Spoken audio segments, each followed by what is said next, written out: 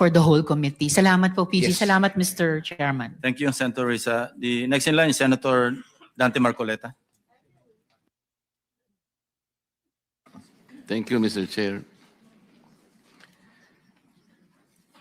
Kanina po ay pinag-uusapan natin ang mga coordinates, Yusek Bisnar, and you started citing 416 cases. Ito yung parang potential flood control ghost projects, di ba? Yes, Your Honor. And then following the MIPS start and ends, you establish that talagang merong discrepancies sa coordinates. Tama. Actually, lahat. Yung 50, more than 50 and less than 50, sabi nga ng chairman, parehong mali yun. Because talagang may diferensya. Tama?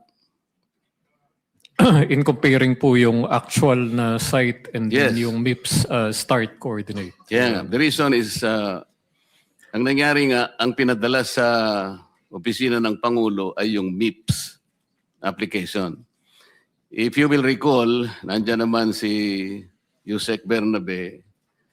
During the first hearing of the Blue Ribbon Committee, of which I was the chairman, I already pointed out na ang sumbong sa Pangulo was based on the MIPS submission, which is wrong.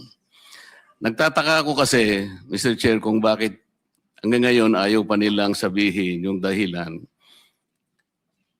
Nung pinag-submit kayo ng Pangulo, whatever reference data you might have, pwede naman yung ibigay yung PCMA. The PCMA is more accurate than the MIPS. Yusek Bernardo, will I be correct in assuming that? Mr. Chair, tama po, yung PCMA po yung actual. Yes, and then there is even more accurate than the MIPS and the PCMA. Ito yung tinatawag ninyong Survey 123. Tama? Yun nga nga itong siguro, maski ang chairman, naguguluhan sa inyo, bakit nga yun ang una yung naisip?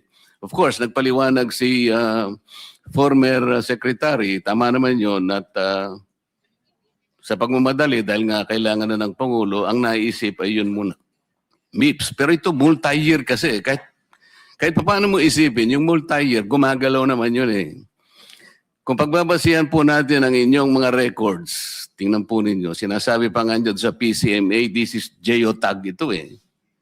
Hindi ba? Real time. So doon pa lamang sa real time, geotag, dapat yun ang binigay ninyo. So na-lessen sana yung 421. Anyway, sabi ni former secretary, it's mind-boggling na 421 naman. Siguro nga sa karanasan naman niya, baka naman siguro 20 hanggang 50 siguro, baka maniwala sa mga. Pero 421, sabi niya medyo katakataka. Pero, Mr. Secretary, I will refresh your memory. Nung ako pa yung chairman, I was expecting na ang pinag-uusapan natin, wala pa tayong numbers noon eh.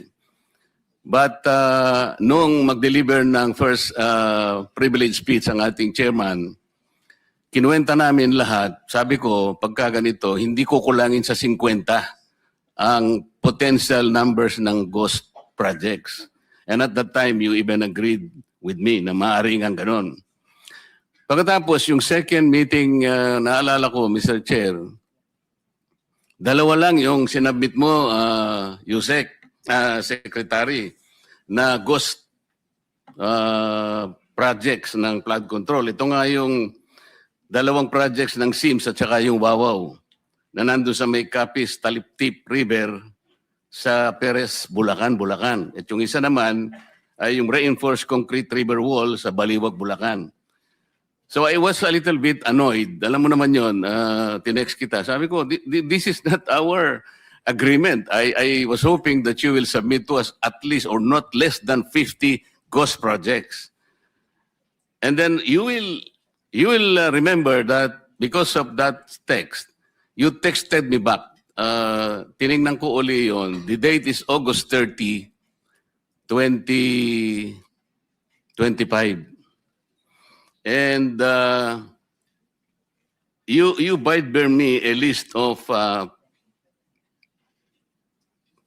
temporary, ang subject ng text mo, Secretary, summary of flood control inspection by implementing offices. This is August 30, 2025. The total projects na covered by that summary, 2,113.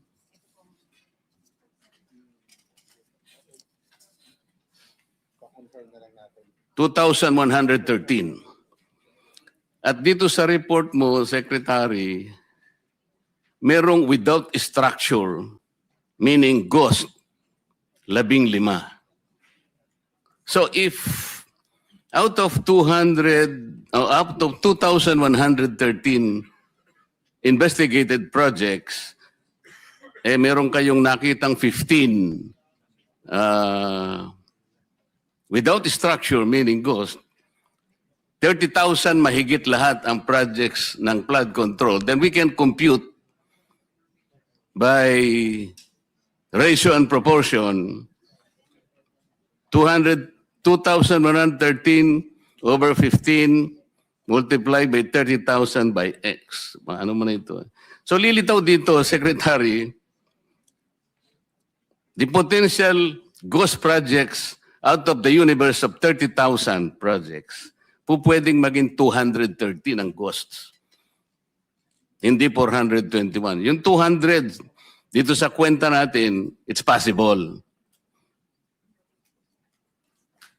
Is my logic valid? Yusek Bisner? Yes, Your Honor. Akala ko kukontra ka eh. Yun nga eh. Bakit hanggang ngayon sinusundan nyo yung MIPS? Hindi kayo kagad kumurba kagad eh. Nakita nyo, merong PCMA, merong Survey 123, but pinilit pa ninyong gaygayin lahat using the MIPS. Alam na ninyo, from the beginning, I told you it was wrong already. Bakit ngayon, pinipilit nyo pa, ngayon pa lang kayo kukurba? Sabi nga ni Senator Montevero, sabi ulitin nyo naman lahat ito. Ang public na naman, magtatagal na naman tayo. Bakit hindi nyo kagad ikinurba yung pagsusuri ninyo? Your Honor, nung nagpakuha po tayo ng coordinates for the inspection ng AFP-PNP, dated September 9, 2025, pinakuha na po natin yung coordinates from both MIPS and PCMA. And ito yung ibinigay natin sa AFP-PNP. Ang ano lang po doon is hindi lahat po ng projects ay merong both MIPS and PCMA infratrack coordinates. Pero as much as possible po, kung ano po yung available ay ibinigay po natin. Di po ganoon, Yusek. Kasi nga, sabi ko nga kay Yusek Bernabe kanina, yung MIPS kasi, very preliminary yon.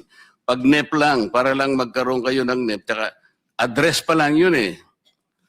Lilitaw, gagalaw na yan pag PCMA na yan. Hanggang sa mapino na ninyo, lilitaw na sa Survey 100, lilitaw na medyo okay na yung coordinates nyo. Kaya lang, MIPS palagi ang ginagamit mo, kaya tingnan mo, yung coordinates mo ang baba lang, 2 kilometers.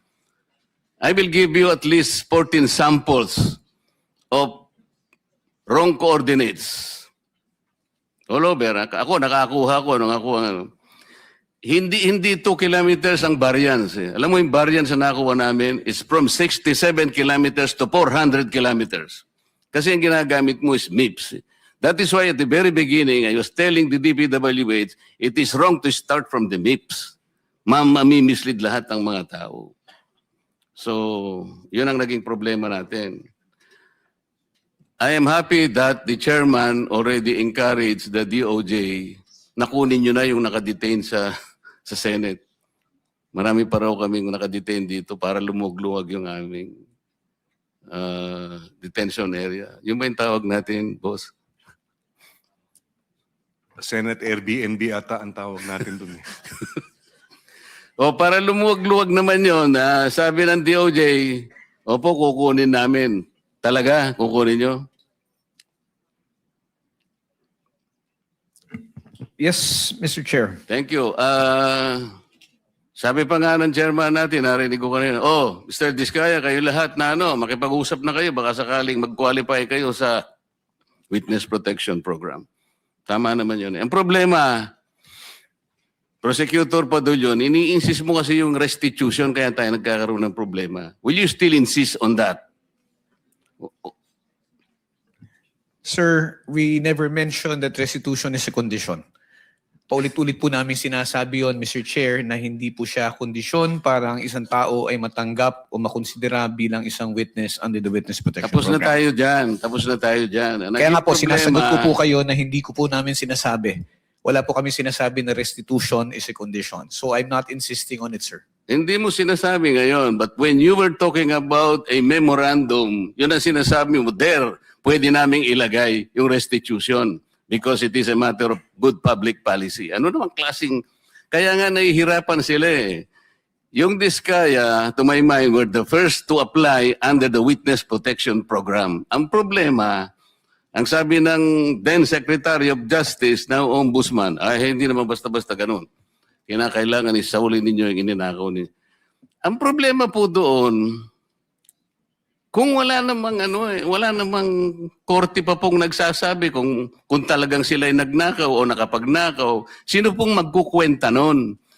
Tapos ano yung in-explain ninyo under a certain paragraph of the law, merong memorandum na kung saan magkukomply sila doon, doon yung pinipilit yung restitution. And I think some of the potential witnesses that can be processed under that program, nagsipagbigay na ng kung ano-ano eh. Is that true? Only those who have been admitted into the program actually returned or made the restitution, sir. Why did they do that? They did that because it was their own initiative or you required them to do that? It was an agreement between the Department of Justice through the Secretary of Justice, sir, and the witness applicant po. That is the problem. The agreement is based not on the provision of the WPP. Sabi kung sinasabi ng WPP, it cannot be a condition. Kahit nasa memorandum, huwag mo ipipilit. Hindi po pwede yun eh. Kaya sinabi ko sa iyo earlier, and I think I should tell it again to you, sabi nating mga abogado, the spring cannot rise higher than its source. The law itself is the source. Ang spring, yung memorandum mo. Pinipilit mong ilagay sa memorandum yung restitution eh. O kaya merong ako nababalitaan, parang meron ng gustong umatras. Magkano ibibigay? At kanino ibibigay? Sino mag-a-account nun? Sino nagsabi nun na kung mangungulekta kayo sa DOJ? Di ba abuse of discretion yun, Mr. Padulyon? No, it is not, sir. What is it? It is not abuse of discretion. What The is it? parties, if I may be allowed to answer, Yes, sir. what is it? Yes, sir. If the parties both agree to the terms and conditions contained in the memorandum of But you agreement, cannot there is no impose an abuse. agreement. If you cannot impose an agreement which is not required by the law, especially if you will put restitution there, how can you do that? Mr. Chairman, sir, yung restitution po, yung memorandum of agreement is a product of an agreement between both the Secretary of Justice, representing the DOJ and the WPP, and the witness applicant. Wala pong abuse doon kung pareho po sila nagkasundo. Paulit-ulit na po namin sinasabi na ito tayo, naghahanap tayo, naghahabol tayo doon sa mga taong nangurakot, tapos itong mga tao na umamin at handang magsoli, ayaw nating tanggapin yung kanilang sinusoli. Ano ho ang nakikitang mali doon? Para po sa amin, para ho maibsan kahit papano yung sakit at pagdurusa ng ating mga kababayan na nakikita nila na napakalaking pera ang nawala. Ano ho ba yung maibalik natin yung kaunti? And Yeah. remember, Mr. Chair, if I may... Do not preach to the choir. No, I'm not preaching, Sandali Mr. sandali lang. Ang pinag-uusapan natin, these people are supposed to be potential witnesses for the state. Kailangan tulungan natin ang Estado para ma-prosecute kung sino-sino ang dapat managot. Kaya nga natin sila ilalagdag. Mahirap ang gagawin nila. Malalagay sa alangin ang buhay nila. Kaya nga yung witness protection is for them. Sa title lang makikita mo, witness protection in interest para sa kanila yon. So yung memorandum of agreement, ayun ay dahilan lamang para masiguro mo na sila'y makikipag-cooperate. Kasi kahit na sila'y na-approve under the Witness Protection Program, but they will not cooperate based on the memorandum, pwede mo siyang i-discharge eh. Alam mo, the court can still do that. At saka yung final approval ng witness, state witness, nasa court yun eh. Huwag mong kukunin yun eh. Kaso, isinasama ninyo yung restitution. That is the problem. And I will object to that. Palaging mali yun eh. E paano yung kay Diskaya? Pinipilit ninyo na mag-restitute. Sabi niya, ewan ko kung pinag-usapan ninyo. What did they tell you, Mr. Diskaya? Your Honor, kung magkano po ang i-restitute po muna namin. Oh, ano sabi nila? Magkano daw?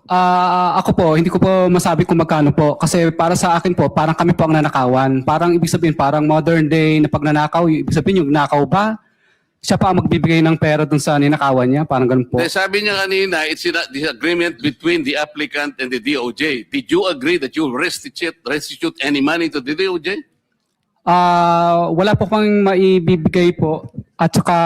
Yun na nga, because wala kang maibigay, hindi kanya ipoprocess under the Witness Protection Program. Is that not correct? hindi ko po alam, Your Honor, kung... Oy, Mr. Chair, paano to? Ito si Mr. Diskaya, he was the first, tsaka yung asawa niya who applied under the WPP. The problem is, ang sabi ng dating DOJ Secretary, hindi, kinakailangan isoli muna yung mga pinagnanakaw. Hindi po pwedeng ganun-ganun lang. Paano ngayon siya mapuprocess if that was dangled? Paano siya mapuprocess to begin with? May I be allowed to respond now, Mr. Chair?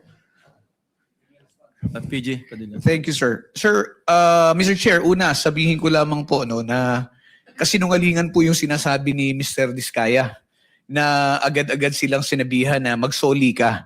Ang pinag-uusapan po dito, bago man lang makapagsabi ng ganon, kailangan munang makita kung ano ang gusto at kayang sabihin at patunayan ni Mr. Diskaya at ni Mrs. Diskaya doon sa kanilang salaysay. Prosec Pero General. hindi po sila nakikipag-ugnayan sa department, kaya hindi po sila mabigyan ng kaukulang proteksyon at hindi po ma-process yung kanilang application. So yung sinasabi po ni Mr. Diskaya, from the hearing of November 14 in the Senate Blue Ribbon Committee, there was never a chance or an opportunity that Mr. Diskaya and or counsel even approach the department despite the proddings of the chairman. Mr. Ano ba yung title mo? Mr. Prosecutor, Mr. PG na lang. Mr. PG, nung ako yung chairman pa dito, sila yung unang nag-apply. So, dahil kailangan nila ng protection, it was incumbent upon the chairman na sumulat sa Senate President to endorse yung kanilang application. That was the provision of law kasi. But even before they can do that, actually kasi nung sinasabi ko yon nung hearing, di ko naman alam mapapalitan na pala kami. Alam mo na yon, di ba? Yung araw din na yon, nag-press con na si Secretary of Justice. Narinig ko eh. Sabi niya, hindi po pwedeng ganon. I cannot apply. Hindi pwedeng basta-basta ganon na lang. And then the new Senate President based his judgment of not entertaining that application on the articulation of the Department of Justice. So, ang tinatanong ko nga sa inyo, hindi siya sinungaling. Ang mismong kayo ang nagbigay na ng condition kasi. Kaya sinasabi ko, if you insisted on the condition of restitution, how can Diskaya or any other persons similar to his situation even begin to apply under the WPP? If I may respond, Mr. Chair. If I may refresh the memory of the good senator, during the last hearing of November 14, 2025, that matter that you raised about the statement made by the former Secretary of Justice was already put on the side when you asked that question. And we already informed the chairman that if they wish to file their application, if they wish to be processed, they go to the Department of Justice. Binanggit po yan, nasa transcripts po yan na sinasabi niya, sige, wala mo nang pag-uusapang restitution. But did they ever come to the department to coordinate with us? No, they did not. And let me just put it on record, sir, na hindi po ito question na kung sinong nauna na nagsalita. Hindi po ito question kung sino yung naunang nagbanggit ng napakaraming pangalan kung hindi rin naman nila kayang suportahan ng ebidensya at wala rin naman silang mabibigay na magpuprove o magpapatunay doon sa kanilang mga sinasabi. Yan po ang kailangan naming suriin. I am sorry, Mr. Chair, he did not refresh my memory. Pinupulyut mo yung memory ko eh. Hindi siya nagpunta rito na sabihin niya na, okay, pumunta ka sa DOJ, huwag na muna natin pag-usapan ng restitution. Walang ganon. Nagpunta nga siya rito dito si DOJ Secretary din eh. O sabi ko, Boying, okay na ba yun? Papupunta. O di wala nang ano ha? Wala nang restitution na. Basta papuntahin mo silang mag-asawa doon. Hindi ba nagpunta ka, Mr. Diskaya? Yung kinabukasan nung magkita kayo rito? Mr. Diskaya, you may respond, but unfortunately, your time is up. Your Honor, nung ano po, Your Honor, hindi po kami... yes po, Your Honor. Yeah, Sige. proceed. Kasi tapos na yung time ni Oh. Senator Ah, Marcoleta. yes